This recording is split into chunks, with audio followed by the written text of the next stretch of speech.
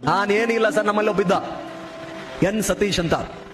ಆದ್ರೆ ನಾನು IAS ಆಗ್ತೀನಿ, ನಥಿಂಗ್ ಲೆಸ್ ದನ್ ದ್ಯಾಟ್. ಇಲ್ಲ ಹೋದ್ರೆ ಊರಲ್ಲಿ ಕೃಷಿ ಮಾಡ್ತೀನಿ ಅಂತ. Very determined fellow.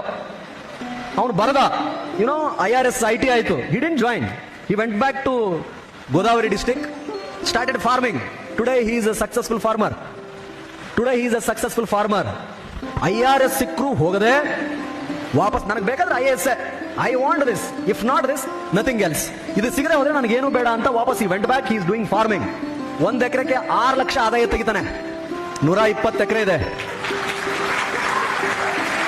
ಹೆಂಗೆ ಸರ್? ಅದು ಹೇಳ್ಬಿಡ್ತೀನಿ ನಾನು, ಎಲ್ಲ ಕಡೆ ಹೇಳ್ಬೇಕಲ್ಲ. Malayan orange dwarf variety coconut ಬೆಳೆದವನೆ.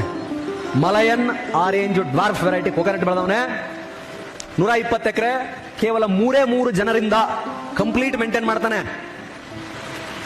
Only 15 ದಿವಸಕ್ಕೊಮ್ಮೆ ಉಪ್ಪು ಗೊಬ್ಬರ ಹಾಕೋದು, ಡ್ರಿಪ್ ಮೂಲಕ ನೀರು ಬಿಡೋದು.